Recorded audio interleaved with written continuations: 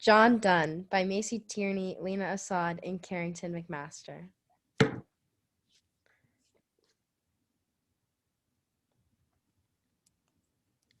Who is John Donne? He was an English poet, priest, and lawyer. He lived from 1572 to 1631. He got married in 1601 and later had 12 children.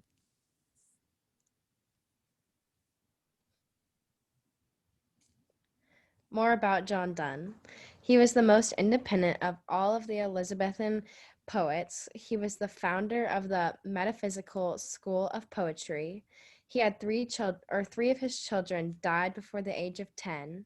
He went to school at the Trinity College in Cambridge. He eloped with the niece of Lord Keppel in 1601 and then later was imprisoned by her father. He began to write most of his works after his brother was convicted for his Catholic loyalties.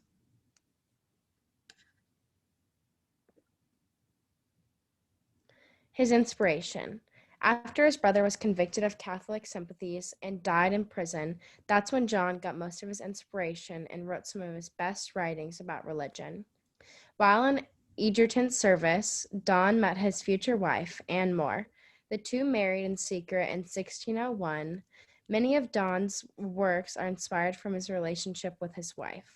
In 1608, Donne's lack of employment led him down a bad path, which led him to consider taking his own life. He used this challenge for inspiration and wrote about his suicide in his poems.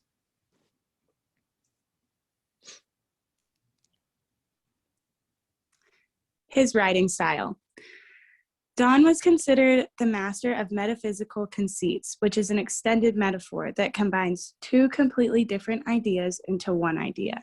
An example of this is in his poem, The Relic, when Donne compares graves to virginity. Donne also used a lot of irony in his works, and his works shifted from classical style to more personal. His earliest poems were based more around the English society and erotic elegies. His next phase of poetry was more about divine love and the uniqueness of spiritual love. His later work shifted to religious literature due to the loss of many of his loved ones.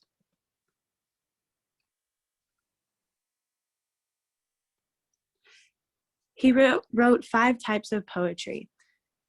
Satires, which were true religion and the corruption of the legal system. Elegies, verse letters, songs and sonnets, and holy sonnets or divine poems. During John's time, he wrote some of the most passionate love poems and some of the most heart-touching religious verses.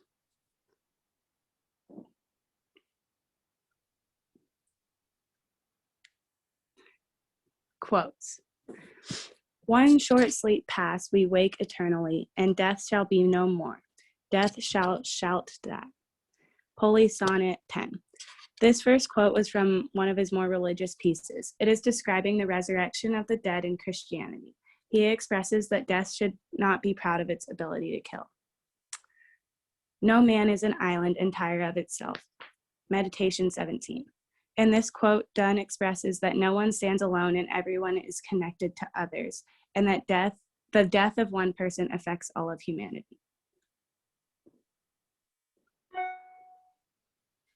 Religion. John Donne was born into a very strong Catholic family, which happened to be during the anti-Catholic period in England. Religion played a strong, very passionate role in his life.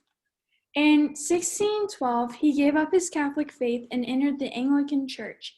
He later became the dean of St. Paul's Church. His family had a very strong Roman Catholic traditions that they followed.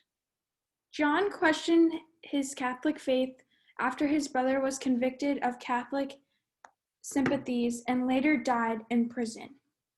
He was appointed as private secretary of Sir Thomas Egerton and held this position for several years during this time.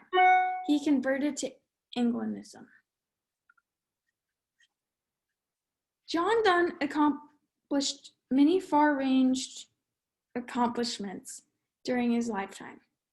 John was a leading mystical poet in the 17th century. Some of his best-known works would be No Man is an Island, and The Relic. In the spring of 1605, after moving to a new city, he began to work as a lawyer, earning a small income and fought poverty. In 1615, Donne was ordained deacon and priest. After that, he was made royal chaplain at the command of the king.